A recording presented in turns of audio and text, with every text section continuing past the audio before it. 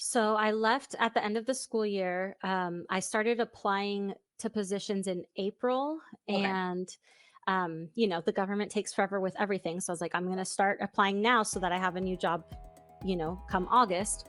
And yeah, I started my new role in July. So I'm Lisa Harding, ex-EdTech CEO turned certified teacher career coach. It wasn't all that long ago that I was recruiting, interviewing, and hiring teachers for roles in corporate America. Teachers that ended up being some of my all-time best employees. Fast forward through my own career transition, where I left my role as CEO to become a stay-at-home mom, I now work with and empower teachers to transform their lives by turning their once distant career dreams into realities. In this podcast, I give you simple, actionable, step-by-step strategies to help you do the same. If you're a burnt-out teacher or simply need a change and you're looking to create a life you love, you're in the right place, friend. Let's get started. Paola, it is so good to have you. Thank you for joining us today. thank you for having me. No problem. So Paola, I'll just have you get started by talking about who you are and what you're doing. So tell us, what is your role now? What was your role in teaching? And overall, I know we'll dive into a lot of the nitty gritty, but how has this transition really impacted your life overall? So I used to be a teacher. I taught Spanish in a combination middle school, high school. So I did the 8th through 12th graders Spanish for 10 years. It was the first job I got after college, and I stayed there the whole time. So I was very much a homebody there. And then I'm currently working as a governmental analyst within the travel program for the state of California. So it's a lot of, there's like contracts and stuff and all this blah, blah things that I'm like, But my main position is creating training guides and then product improvement. So I'm taking all of this information, creating PowerPoints, videos, PDFs, things that I was already doing for teaching. But now that's my entire job. So it's really nice because I am like, woohoo, I can do 1/10 of the work that I was doing before and get paid the exact same amount of money. Truth. Yeah. How has the transition improved my life? It's awesome. The stress level has gone down tremendously. The pressure to do things at a specific time, there's none. Because I get everything done way quicker than they would ever expect it. Everything is just so much, it's just so chill. It's so much nicer. So I'm very happy. I'm so glad you brought that up because actually that really resonates with me as well, with just thinking about what the expectations of teaching are. And I think all of us know from being in education that teaching expectations can be near impossible if they aren't already just impossible as they are. And now that I do my work and I'm doing the normal work, it does not feel overwhelming, hard, etc. But I feel like people are blown away with the fact, like you said, whether it's the speed or the focus that I have. It's just genuine things that I thought were normal within a job, but it's so welcomed in my current role, where I feel in my last role, it was always well, you're doing it, but how can you be better? And not that that doesn't happen now, but I feel there wasn't a lot of positivity with those types of things where, man, and my role now, I feel just showing up and being a human, it's wow, you've done it. Yeah. That was definitely not the case. It's great. Yeah. I meet with my manager once a week for one-on-ones. And each time she's like, wow, I haven't caught up to you yet. I still need to approve all these things. Yeah. And you keep making things and I don't even have to ask you to do it. You just do it. And I'm just like, yeah, that's what I'm supposed to do. And she's like, this is great. You're awesome. I'm like, yeah, okay. This is what I love to tell people of why, I think sometimes it's easy to get bogged down of feeling you don't have the right skills to have a new job. But the general life skills that teachers can bring to a position, I don't think people realize how valuable it is until you're me or you sitting in a role where they're thankful for that. You just showed up on time and were a professional and did what you were asked to do. It's those types of things that's why people love hiring teachers, because we're organized. We're good communicators. We work hard. We're not the people that you have to worry about in a position. And I feel sometimes people forget that actually goes a long way. Yeah. But it makes sense because we're expected to have to do a lot more, obviously, when we're in our own classrooms. So Paola, I know many people have their own reasons for why they decide to leave, but Tell us about you. How did you know that it was the right time to find something outside of teaching, especially knowing that you were at the same school for the whole time? Yeah, it was rough. So I had my baby 2 years ago, and I took the first semester off for maternity leave. So coming back second semester, having to deal with all the sub issues, like kids punched a hole in my wall. Like it was just crazy. It was crazy. And then the next school year, it like wasn't getting better. So I was like, I'm done. But it did take me a year and a half, a school year and a half to like come to that decision of this is it. I'm done teaching. And it was a lot of like, okay, but I identify as a teacher. Like that's part of who I am. Like, am I going to be okay not being a teacher anymore? Like when people, it's a lot of that kind of internal dialogue, but it just became a thing of, I'm not happy. I'm stressed out when I'm with my daughter, when I get home from work. Yes, I get home early, but I'm home and I'm so tired. I don't have the energy to play with her. I want to be interacting and doing cool activity. I just can't. Over the weekend, I'm just trying to recoup, and I don't want to live like that. So it was more of, I want to kind of take my life back. So I started thinking, well, what are some things that I could be looking for in a new position? Because you don't want to get out of one bad situation and get into something worse. So I started asking, my mom and my best friend both work for the government. So I started asking them like, hey, what are you thinking? Like, do you think that I could get anything? What are some options? And they suggested this role. So the role that I have is the Associate Government Program Analyst, AGPA. They have this position within all of the departments, all of the agencies of the state government. So, and it's kind of like a catch-all. So you can be this position, and sometimes it's like what I'm doing where you're training people, but sometimes it's you're in charge of a contract, and so there's kind of a little bit of everything. So I kind of zeroed in on that. And then once I had that idea, I just started going for it. Yeah.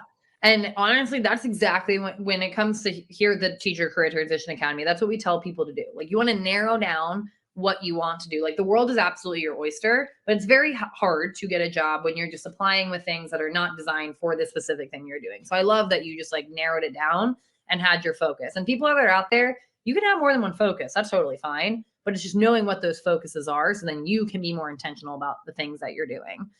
Out of curiosity, when you decided to leave, so when you left teaching, did you do it at the end of the school year? Did you leave partway through a school year? How did that work?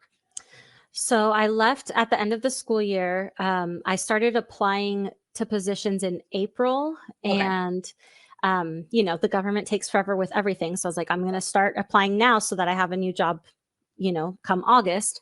And I started my new role in July. So I was like, I finished school. Of course, I did summer school because I'm that kind of person. Yep. And then like last day of summer school was Friday. Started my new job on Monday. Like didn't even have any break, but I started my new job and I was like, well, this is kind of like an everyday break. It's nice. So, that's something people ask me a lot of like, do you miss not having breaks? I'm like, no, because I don't feel like I need one. I'm not like desperately like clinging to this day to finally like take time off or like have a moment to myself. Like, I just don't feel that way anymore. Do you feel the same? Right. Oh, totally. Like even scheduling like a dentist appointment. It used to be, I have to do it after 4:00 because I can't take the day. I don't want to make a sub plan for this. This is so annoying.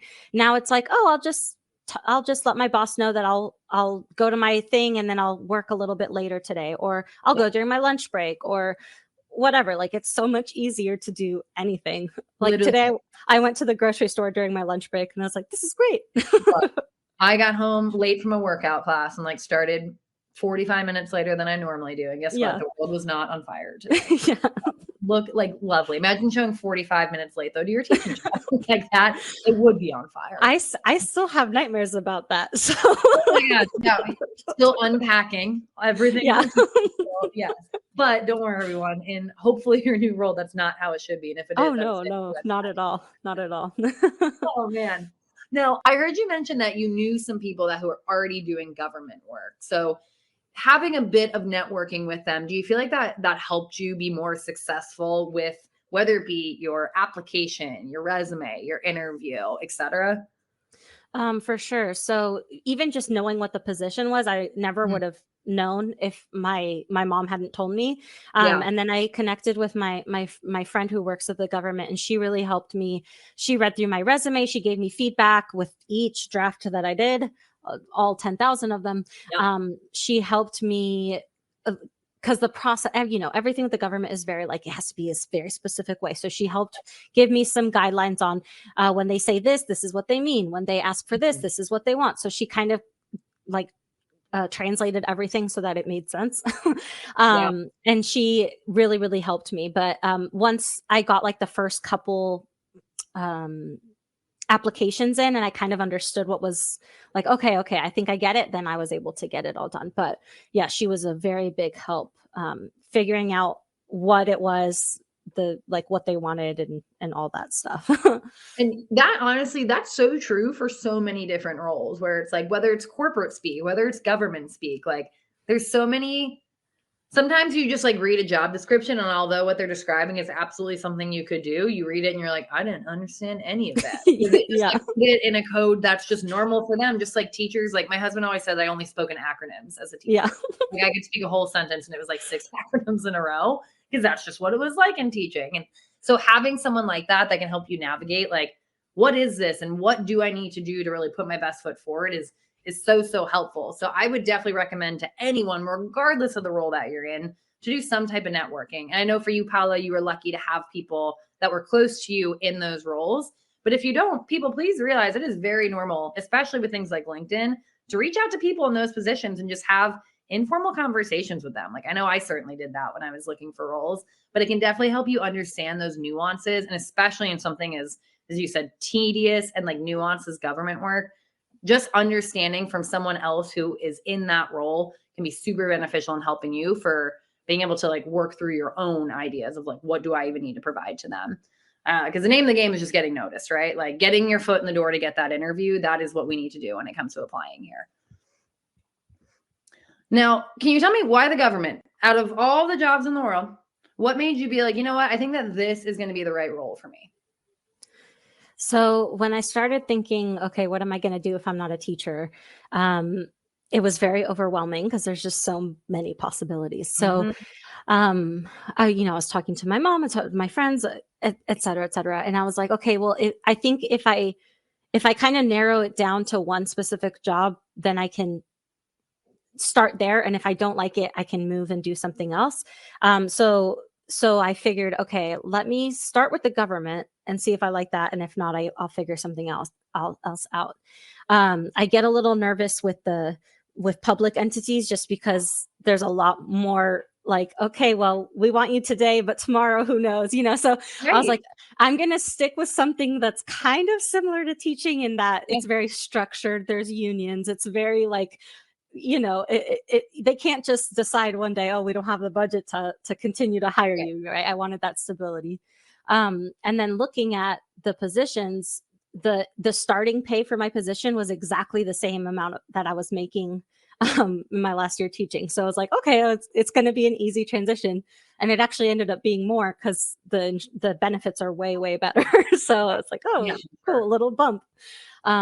Additionally, the benefits are fantastic with the government. The insurance or the retirement. So I'm in California. So in California, the teachers, we pay into CalSTRS. And obviously, once you're not a teacher, you can't pay into that anymore. But the government employees pay into CalPERS. And I was like, I wonder if I could finagle it so that I could continue paying to CalSTRS instead of starting this new CalPERS account because I don't want to start from zero when I have 10. So Right. I called CalSTRS, I called CalPERS.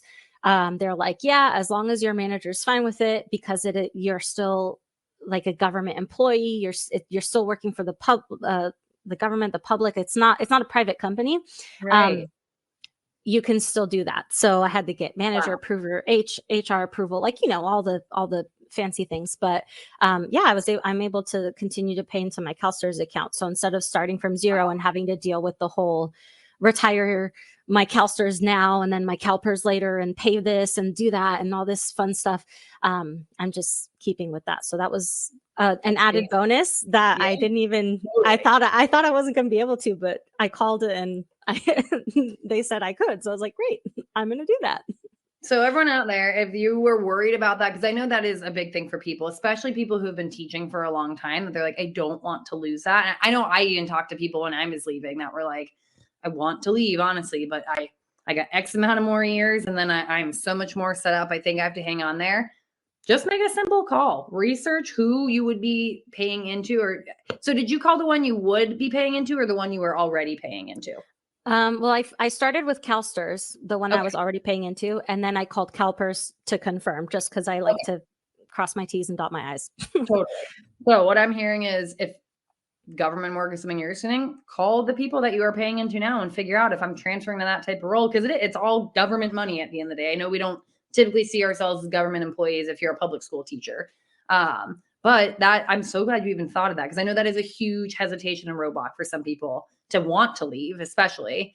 And then they feel trapped. And so what a great way to not feel trapped. And it sounds like have a much better life for you. Sounds much more manageable now. Oh, yeah. So can you talk a little bit more? So I know you talked a little bit about what some of your roles are, but this is one thing that I know even confuses me about the government. So it's like you have this title and you have this agency, I believe is the right term. How does all of this work? Today's episode is sponsored by the Teacher Career Transition Academy. Our academy provides expert career coaching, professional resume and cover letter templates, small group coaching sessions, and a supportive peer network. The best way to jumpstart your career change journey is to enroll in my free Beyond the Classroom Masterclass. Visit teachercareertransitionacademy.com/masterclass to enroll now. I'll also drop the link to register for free in the show notes of this episode. This free masterclass is sure to kickstart your journey or give you the boost you need to move the needle if you're already in the career change process. Enroll for free at teachercareertransitionacademy.com/masterclass. Oh gosh, I don't even know if I know very well. No, so I'm part of the Department of General Services, and then within that, there's like all these little smaller groups. So within that, I'm part of the statewide travel program. So we make sure we set up the contracts with airlines and hotels and all the things to make sure that the state workers, when they're traveling for work, they have special deals and blah, blah, blah, all this fun stuff. So within that, like my team, there's like one of the AGPAs is in charge of the airline contract, and then another one's in charge of the car rental contract.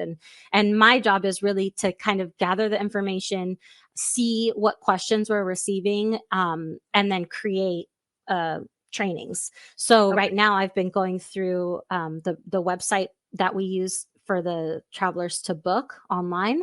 And I've been just creating like videos of, okay, if you want to book a car rental, let me take you through the steps. And I just do that. And then I create a PDF version of that, and then post them online, and then people can see them and that type of thing. I also do a lot of, I coordinate other trainings, because I'm not giving all of the trainings. So like for the bank contract, I don't, like, that's way too complicated for me.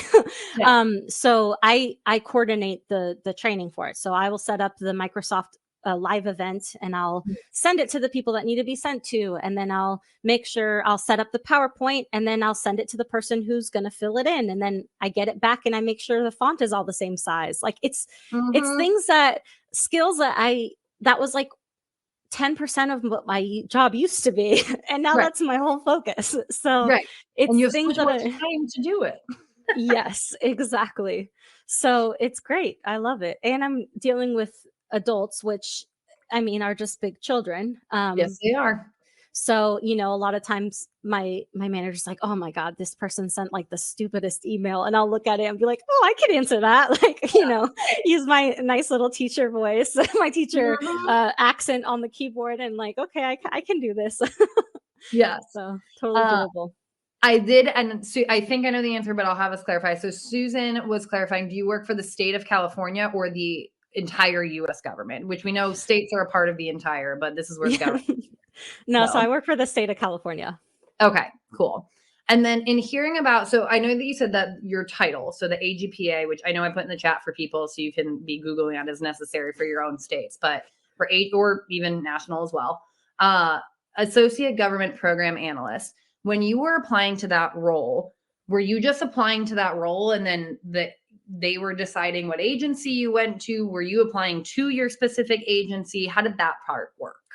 So state of California has a website for you, so you can see all the job postings. So I just filtered the AGPA position, and I applied to all of them that were in my area that were high. So I like had a list of things that I was like, okay, I need this, this, and this. So I was like, I need a hybrid schedule. It needs to be in the Sacramento area. And the AGPA position. And I just applied to every single job that I saw that fit those three criteria, even if I was like, I don't really care about trains or what, I don't know, I can't think of something, but I don't really care about this topic. My idea was get your foot in the door, figure out how the government works, figure out this new language, this new environment.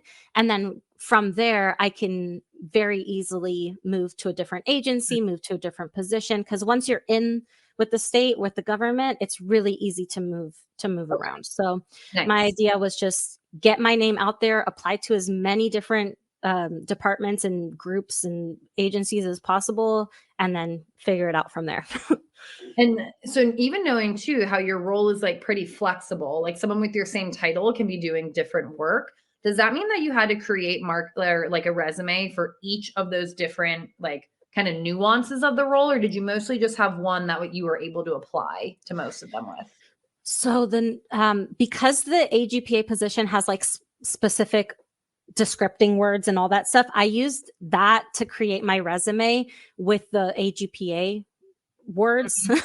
And then each job application, part of the application that you would have to do is, it's kind of like a cover letter. It's like a cover letter, but they ask specific questions. It usually was like three to 5 paragraphs. And that's where I would more specifically in this specific role, what I would be doing. So yes to both. Yes, yeah. And then how did you know that title, like the Associate Government Program Analyst, how did you know that title was the right fit for you being able to break into this? So that's where my mom and my friend helped, because the other positions, either I needed experience in the government to get them, or they were too low or whatever. But the AGPA, because it's so broad, and I have the skills to do the job, that's what they recommended that I do. And then once I did the research, I was like, yeah, this makes sense. So also then important, since I know not everyone, especially looking at where everyone's coming from, I know not everyone obviously is from California. So definitely be checking your own state websites. I'm sure that other states have a state-run like careers page in the same way that California does. But this is where I would either use networking or just some digging to figure out like if that exact AGPA title, maybe it is the same across your state. Maybe it's something a little bit different. But what I'm really hearing from you, Paola, is like find out what that right role is for you, and then just really search for them across those different agencies if you're like very confident the government work is for you. Yeah. And even because once you're in, it's so easy to switch around. And being in the government, you really start to hear things about other agencies, and you start to make connections within the government itself. So it becomes easier of like, man, I hear a lot of really bad things about XYZ agency. I would never want to work for them. Or, oh, this agency, they're always, their employees are always so happy when they're reaching out to us. Like that would be a good place to work. So that also, that's a good idea to keep in the back of your mind. And I love that you said, like, I understand that not everyone is in a position of just like a foot in the door, but if you are in that position, it keeps the doors wide open for you of like where you can go. And I know that's how I felt. I think everyone heard me say like, I got my first job right out of teaching. And then I was actually only in that role for 3 months because I found one that literally paid me double the salary to do the exact same work. And I applied to it and I got it. And that was just like an easy switch over for me. So for me, it was like, just get in the door and then I can figure it out from there. So I was in that same boat. So if you're in a place where you can do that, great. But if you're not, it just means you have to do a little bit more digging and figuring out what's going to be the best fit for you. And then Liz asks a good question. Do you feel like you have job security in the role, both the role and the agency that you're in? Yes, to both. I'm part of the union. So once I meet the 6-month probation period, I don't know why they call it a probation. It always makes me think I'm like in jail or something. But once I'm past the 6-month probation period, then it's like when you reach tenure as a teacher, like they have to have like all these reasons to fire you and all this stuff. So, and that's one of the reasons why I was interested in the government position, is that like once you're past that probation, your job security is like pretty solid. So I was very, very happy with that. Job security. I'm hearing like pay was even more than you were making before. The benefits are great. You got to keep paying into your retirement. You have a flexible schedule. Like it feels like it's just, wow, what a dream. It's everything that I wanted. Every time people ask me like, oh, how's it going? I'm like, I'm so happy. I haven't been this happy in so long. It's great. My job isn't the center of my universe anymore. And as you said, like you have a family to come home to. You have a babe, a little nugget home that you have to have time and energy for. Not even because you need to, because you want to. Right. And I know I did not have any children at home, but I came home a shell of a human every day. And now genuinely, when the end of my day hits, my laptop closes, I will not think about work until I open my laptop again the next day. Like, and it's a boundary I can set. Like, I feel like many people told me to do that in teaching, but it's like, well, I still have to get up and there's 30 faces at me looking at me like, how are you entertaining me today? And if I don't have something planned, then there is no day. Like I can't just not do my work. So I also appreciate having something that feels that way. And then Liz, actually good question, because I was about to ask something similar. So she was asking around what city you're in, if you're comfortable sharing that. And then also just salary and how it compares with like cost of living. So I know you talked to me a little bit about how salary even works with being in the state of California in their government work. So can you talk a little bit about that? Sure. So I live near Sacramento. So not nearly as expensive as LA, but it is high compared to the rest of the US. But so I was 10 years in teaching. My salary, the entry salary for the position I'm in, exactly the same at the 10-year mark. Wow. So that's crazy. And then the nice thing is that every 12 months, so once I hit 12 months at my position, I get an automatic pay increase, and I think it's 5% each time, and then it caps out at like 8 years or something like that. And then because I'm part of the union, there's also the cost of living increases that are much more frequent than they were at my school, because they worked on the cost of living every 2 years because it wasn't as important. So that's nice, because it's like, okay, I know that I'm going to be taken good care of. And because there is the ability to move around. So if I choose, okay, I'm really happy with my position right now, but maybe in a few years, I'm going to want to move agencies, or I'm going to want to become a manager or whatever. There is that possibility for me to increase that way as well.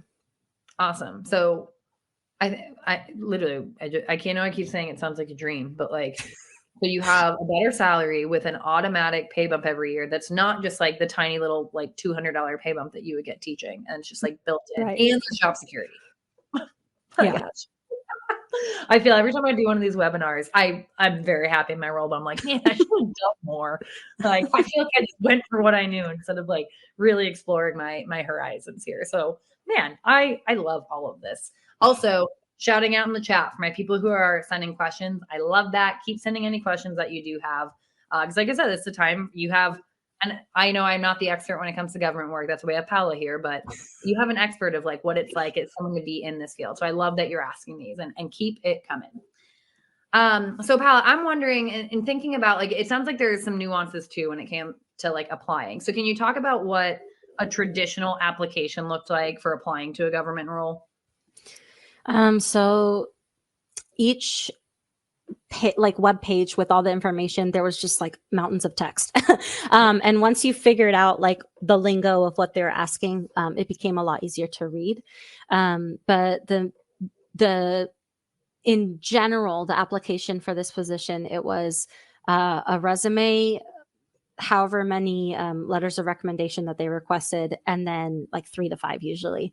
And then that they called it a letter of requirement, LOR. I can't remember what it stands for. There's a lot of acronyms in the government as Look well. at that. But yeah, so they would typically have like 3 to 5 questions that you answered about where you're talking about yourself. So using your experience, and then that they related to the job. So like, how would you handle a situation where your coworker did a big mess up on your project? And so you would have to explain like, oh, I've done this before, blah, blah, blah. But yeah, it was just writing.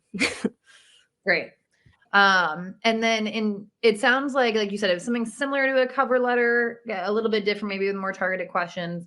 And then I think I heard you say references already. So they asked for your references like in the beginning part of your application, correct? Yeah. Yes. Okay.